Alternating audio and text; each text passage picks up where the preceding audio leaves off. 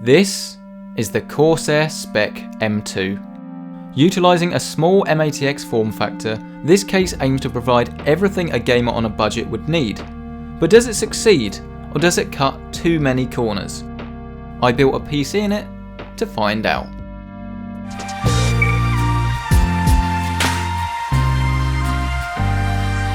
So then, the Corsair Spec M2. This was a case I was actually really keen to get hold of, and when Corsair asked if I wanted to review it, I jumped at the chance. And the reason for this is that I don't think really there have been that many good mATX cases over the last few years, as most people are focusing on ATX or ITX. So when I got this thing unboxed and on my desk, it was nice to see a true mATX case that looks good and wasn't overly big, and of course no compromise because it's not an ITX case and I could pretty much fit everything I wanted to, at least in theory. And the whole thing is a nice, good looking package. I don't think it looks like a cheap product either. I wouldn't say it looks that premium, but when I first saw the pictures of it, I really didn't realise how much of a budget case this is. And because it's a budget case, you do miss out on some features that you'll find on other cases. The first one you can find on the front panel, and that is that you only have one USB 3.0 port along with the USB 2.0, so a lot of other cases will have a total of 4 USB ports with 2 of them being 3.0, but everything else is here. You've got this really nice LED strip on the front that illuminates when you turn it on and makes it look like something from X-Men. The right hand side of the case is a solid sheet of metal, and this pops out a little bit to allow you to fit more cables. On the top of the case you'll find two 120mm mounts. I believe these don't support radiators and is not filtered, unlike the front which does actually feature some filtered mesh. On the back you've got another 120mm fan option, but you only get one fan, and this is currently on the front, and this is a blue LED fan. Move to the bottom of the case and you'll find a removable dust filter. So it's still nice to see that we have this sort of thing on a budget case, but yeah, none of it really is that premium. Surprisingly, one area where you can definitely feel how budget this case is with the thumb screws. Don't get me wrong, it's nice to have thumb screws on a budget case, but these really feel so cheap. Like, so cheap. These are hilariously cheap feeling screws. But regardless, I guess we can't complain too much as it is a budget case. Taking the side panel off reveals that there's not actually that much flex. I was expecting for something with a window on a budget case to flex a lot more, so fair play to Corsair for getting that right. And once you get inside, it's fairly roomy for such a small enclosure, but there aren't any rubber grommets here sadly, and you can definitely see in places where they have cut some corners. And internal build quality is one of these areas. Don't get me wrong, I don't think it's an issue, but there is definitely a fair amount of flex to the case on the inside, but once you've actually put your motherboard in, you're probably unlikely to notice this. You can insert up to two 3.5-inch drives in the removable drive bays, and these use these sort of quick release bracket type things that are actually surprisingly effective, but still quite cheap. You're not going to be able to fit a big power supply in here because it is such a small case, although you can actually remove the 3.5-inch drive bracket if you want to, and I used an Intel stock cooler here because my Corsair H90 sadly of course didn't fit because it only supports 120mm fans. My biggest observation while I was working in the case is just how light this thing is. This is me picking it up with my pinky finger. Really easy to pick up and move around. But of course once you've built your PC it's going to get a lot heavier, so this is somewhat irrelevant by the time you've finished. And my overall opinion of the case was definitely very different once I had finished it than before I had started.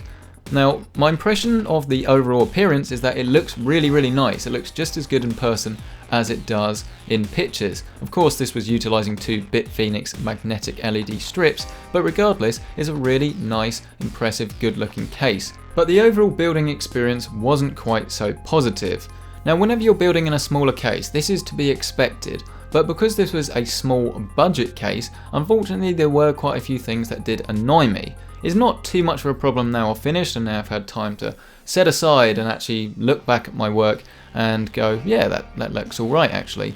But cable management was a massive problem. I used a GS800, so a fairly old school non-modular power supply. I used two hard drives, now this bit is key, and two SSDs, as well as inserting an additional fan because this case only comes with one fan, so I did insert another 120mm fan as an exhaust. As for the rest of the hardware, I used my usual review suite of an Asus Maximus Gene motherboard, a Fury Strix graphics card from Asus, and an Intel 4790K.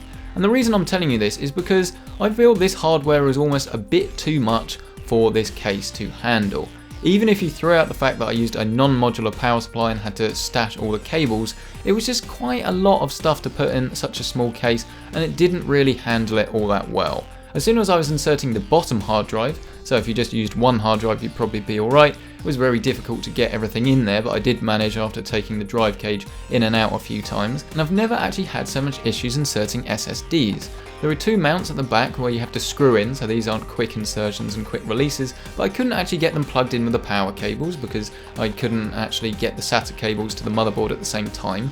And then once you've got all these horrible cables that you've got to somehow hide at the back of the case, you don't have anywhere to put them and still be able to close the back. So if you didn't use a modular power supply, then you're going to really struggle here and you won't be able to fit the side panel on without a lot of work on your end.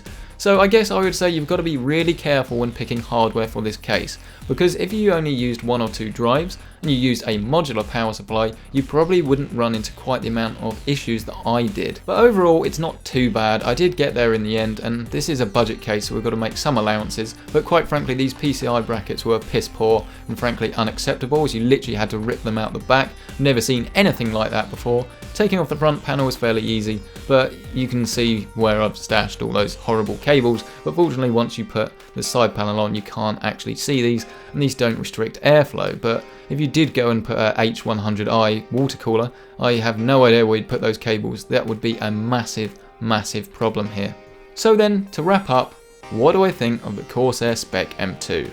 I think it's a very good looking case. I think it's a very well sized case, and like I said earlier, it's a very true mATX size case. It's not too big and it's not too small, but quite frankly it cuts so many corners, and these corners aren't cut the very similarly priced Phanteks P400 and P400S.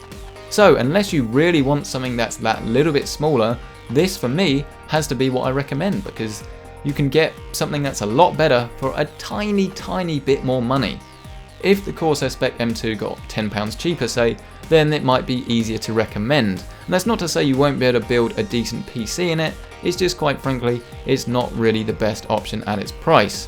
But the same really can be said for the Corsair 350D, which is like a much better quality Spec M2, but it's also a lot bigger. Which is why overall it wins the good option award. If you're dead set on its style, its design or its size, then it's not a bad choice, but there are better options out there at the same price. If this case drops by say £10, $15, it might be that little bit easier to recommend. So thank you so much for checking out this video. Massive thank you to Corsair for getting this review sample out and sponsoring the channel as always. If you do want to see the full review of the P400, you can find that in the little eye somewhere in the top right hand of your screen. And if you do want to see more videos like this, then please subscribe, there are plenty more to come. And please leave a comment down below, like the video, all the usual stuff, and hit me at PC Centric on Twitter. A massive thank you once again, and I'll see you in the next video.